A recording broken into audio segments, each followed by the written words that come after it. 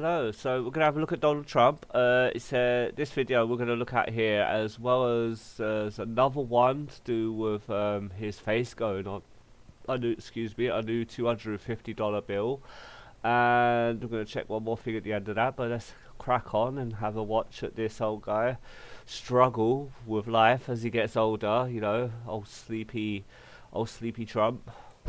Questions about Donald Trump's cognitive health continue to grow as his public appearances become increasingly scrutinized. Critics point to moments where he appears to contradict himself, lose track of previous statements, He looks very lost there, doesn't he? Poor cunt. Oh, suffer.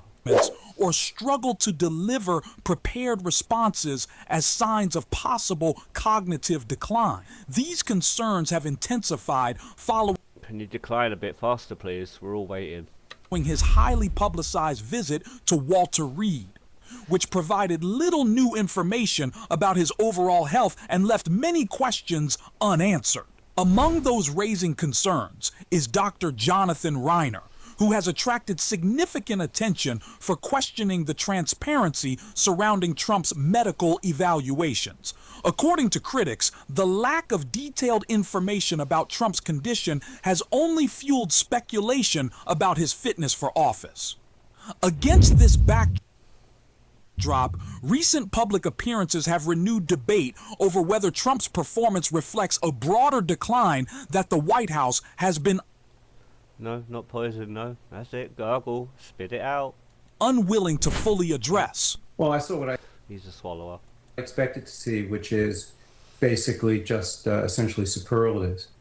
One thing that stands out is that he was evaluated by 22 specialists, and I don't see the work of 22 specialists here. I see I was just going to say that. I don't ever hear of these 22 specialists that so-called said he was absolutely fit and perfect for work. The way he's going on, he could literally run the 100-meter sprint against some of the fittest athletes in the world. a sort of cherry-picked list of findings. One thing that's very curious to me is that Dr. Barbara Bella says that once again his patient underwent a CT scan of the heart, which we were told he underwent back in October. So why is he getting CT scans of the heart every 6 months? Good point. That's not standard practice. There's If his also, scan was Dr. Reiner, I mean, Yeah. there's to that point, there's a detail that I just kind of struck out to me, that his cardiovascular health was that of somebody 14 years younger. Can you explain that? Yeah, that's using a unvalidated tool from a single paper, using AI, looking at just an EKG to try and calculate someone's, quote, cardiac age. That is not a clinically used or useful tool right now. They stated that in his exam last year. The other thing that they mentioned once again is this nonsense about the bruising on his hand related to vigorous handshaking. Okay, maybe that's why his right hand is bruising. Why is his left hand bruising as well? So they have to really stop it, trying to write off the bruising to that. Donald Trump didn't get a real cognitive screening. That is what is clear. Well, obviously, because everything he's saying about it is completely wrong, and it has absolutely nothing to do with a cognitive screening. Oh, poor little fucker. Hurry up, go on. Trip. Fall. Hurt yourself. Anytime I don't care. You can look at me wrong all you want, but I really want bad shit to happen to him. that they are doing scans for Donald Trump at this point, I think it has become performative. And this is a kind of a theory that my friend Jennifer Welch had. I'm sure y'all are fans of the I've Had It podcast, but she said that Donald Trump probably online scrolling one night saw like a free IQ test. He clicked on it and he did horribly. And ever since then, he has been obsessed with having a high IQ. It's why he talks about Jasmine Crockett or Well, he has one of the lowest IQs. AOC. It's mostly, women and women of color. people having low IQs because Donald Trump himself actually does, and he's obsessed with that concept. And so he likes to frame these tests as IQ tests rather than tests of whether or not he should be able to drive and speak in public. He's playing the American public for a fool. He's playing you in America for a fool. He really is. And if you're still buying into this bullshit, you are just as big a fool as he's looking at you like. Thankfully, and thank your God that that a lot of you are actually seeing the light now, and you realise, like, yeah, no, he's actually a fraud. He's a con man. He's robbing everyone blind. He's a dictator wannabe. Which, of course, we know the answer to that is no. And it's why Donald Trump does big boasts, big brags like this in his Truth Social post, which, funny enough, came hours after the moment that he forgot his own presidency on camera. Oh, yeah. So Donald Trump took to Truth Social this morning at 5:35 a.m. in the wake of us all seeing his dementia on camera to write, "The results of my physical examination taken at Walter Reed Military Medical Center and just released were extremely good. The most extreme good. Unlike other..." The most extreme. So that's extreme, but at the most. But still extreme. U.S. presidents, none of whom have ever taken an approved high-difficulty cognitive test. Well, what did you have to do? Cover your left eye and spell out the alphabet on a wall that gets smaller and smaller and smaller. I scored a perfect 30 out of 30 considered extreme intelligence. I smell bullshit. Again, this is not an IQ test, not an aptitude test. It's a, like, are you cognitively there test. Are you close to the point of what you were saying Joe Biden is yet or not? They ask you the date. Are the Democrats really surprised? In fact, this is my fourth such test. All perfect or 120 correct answers out of 120 correct questions asked. Why do you need so many at once? It is very rare that anyone gets a perfect score, especially when achieved 4 times in a row. Again, Donald Trump is taking the same exact test. All people running for president and vice president should be forced to take high-difficulty cognitive tests. You should be forced on the wall against the firing line, but... Congress and Democrats should demand it. President Donald J. Trump. Now, it's funny. Trump posted this in response to him, of course, forgetting everything and showing us his dementia on camera. But he doesn't remember that he previously said that Congress can't do it. That it's... Oh, there it is right there. Vagina chin. Oh, they should blur that out. illegal. Oh, clitoris chin. To ask people to take cognitive tests, which that's just not the case. So that's another thing that he forgot. It looks like but he's I made of always try to plastic. make clear whenever this comes up, this is not a happy test. Again, it's not an IQ test to see how smart you are. This is a very sad test that you would give to a loved one if you were worried that maybe they need some support at home or be moved to a home, or maybe that there is something deeper wrong with them. Because again, dementia can develop early on in people. That's the type of test that Donald Trump is taking. It's not how jolly and great and really up for the job you are, which is why no one is surprised that he's bragging about it, because it's a lie and that's the type of stuff he brags about. Exactly. But when we're facing... Remember he said his favourite kind of people, his favourite people he likes to be around are dumb and stupid people. He doesn't like to be around smart people, because smart people and intelligent people can see exactly what kind of a person he is. He's an absolute cunt. Facts, when we're He's taking the piss out of all of you because he thinks you're dumb and you're stupid. facing the truth, when we're facing video, just take a look at Donald Trump forgetting the statement that he made moments before in these two back-to-back clips. Man is in a very bad position. They have no military. All they have is good talk, and they have a fake press. You know, the fake news is probably their biggest asset. And I put something out on Truth the other day that I think was very profound.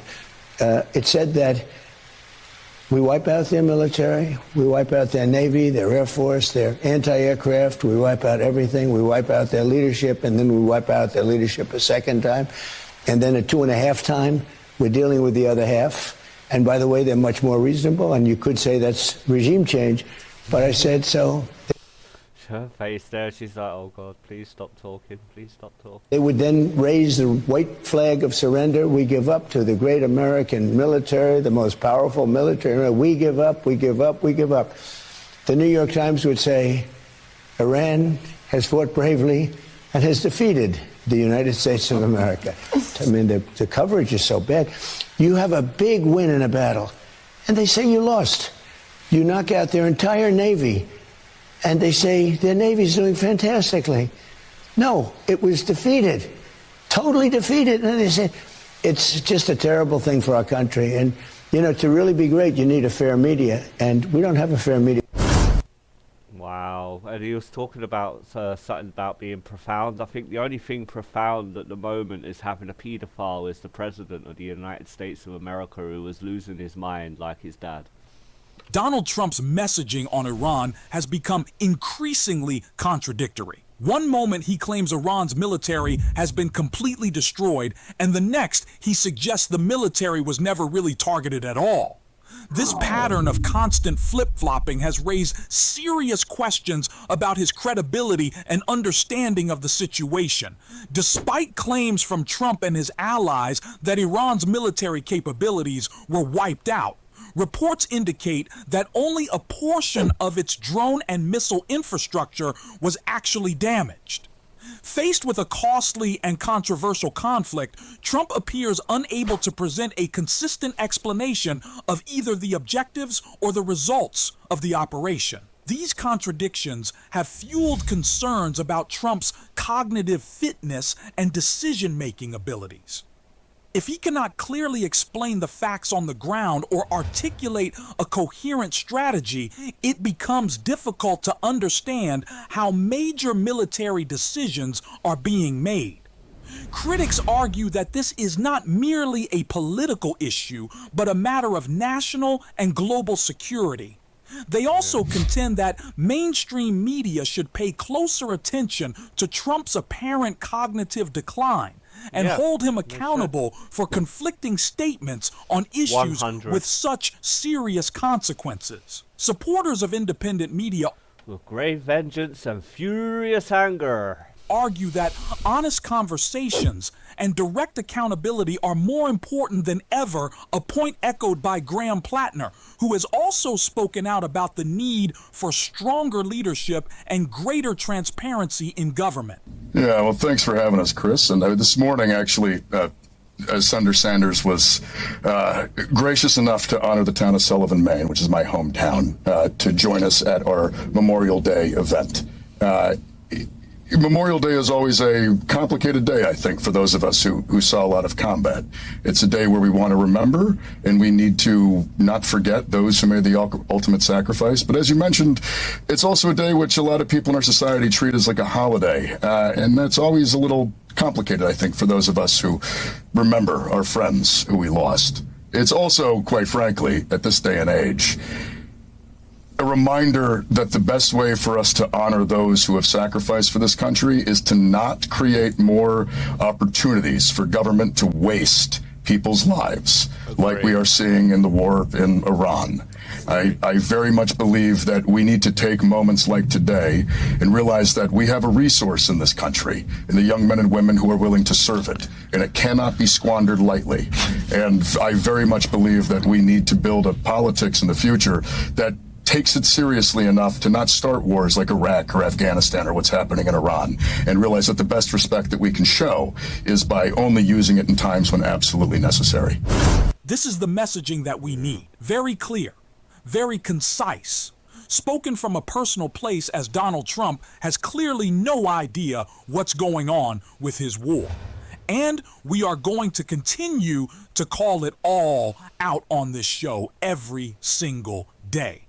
And if you want to support that, as always, you can hit that subscribe button, leave a like on this video.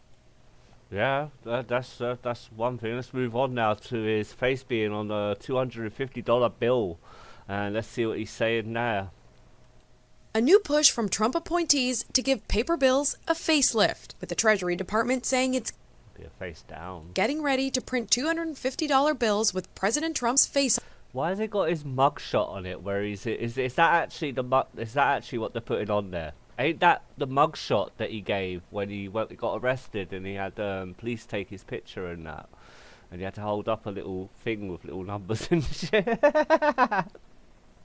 On them. There's just one hiccup. It's against the law Why to put a so living person serious? on U.S. currency. It hasn't been done in more than 150 years. I'm pretty sure that people have to be dead to be on a note. Treasury Secretary Scott Bessent addressing the effort as the United States gears up for its 250th birthday. I don't think that there's anything untoward about having the President of the United States, the person who was President of the United States, on the 250th anniversary bill. Adding there's proposed legislation on Capitol Hill to change the requirement so the sitting president could be on the bill. But that That's him just throwing his little dictator weight around now. And if anyone opposes him, he's obviously going to have them gone or something. Like, they're going to get sacked, they're going to lose their job, etc. That act was introduced more than a year ago, and Independence Day is rapidly approaching. The president, long known to plaster his name on real estate, has been literally leaving his mark on American institutions. His administration tacking his name onto the Kennedy Center for the Performing Arts, a move a judge ordered reversed just today, but also rolling out other We'll show something of that at the end of this. Trump-branded government programs like discount drug site TrumpRx and Trump savings accounts, putting his face in some passports to be issued this summer, and even hoisting up banners at the Justice Department, leading to criticism. But it doesn't. It is. It's absolutely cringy what he's doing. Oh wow! You stop better throw a brand new 4th of July when he dies. You know, like at the end of Return of the Jedi when the Emperor dies and everyone's celebrating and all these different planets. It'll probably be like that. Hopefully, I will. Doesn't stop there, as the president seems to like putting his stamp on money. In March, the Treasury said it would include President Trump's signature on paper currency, a first for a president while in office. And a federal commission of Trump-appointed members approved the president's face on 24-karat commemorative gold coins. But significantly changing legal tender can be a bigger lift. A decade ago now that the Obama administration released plans to replace former President Andrew Jackson, a slave owner, on the $20 bill with Harriet Tubman, a civil rights leader who escaped slavery. Trump always lukewarm on that proposal. I think Harriet Tubman is fantastic. I would love to leave Andrew Jackson and see if we. I bet you would love to leave him on there. Fucking horrible little cunt you are. You know, horrible people normally stick together. And Trump being a paedophile and Nat Jackson being a slave owner, yeah, they probably fit right in. We can maybe come up with another denomination. Maybe we do the $2 bill or we do another bill. The whole initiative essentially stalled. Flash forward to now. The Treasury Department says it's ready to print the new bills if it gets the green light from Congress, potentially leaving the president's legacy on Americans' money in more ways than one. Monica Alba, NBC News, the White House. Wow. We're going to show one more thing. I think that, going back to that bill, I think that's absolutely ridiculous. Considering that people are struggling to shop and buy things in America at the moment. I think his time is coming. His time is absolutely coming. But we're going to jump straight into this last bit. I'm going to get the emergency violin out. We're going to play this while we watch this prick's name get ripped down off the Kennedy Memorial Center. Let's push play.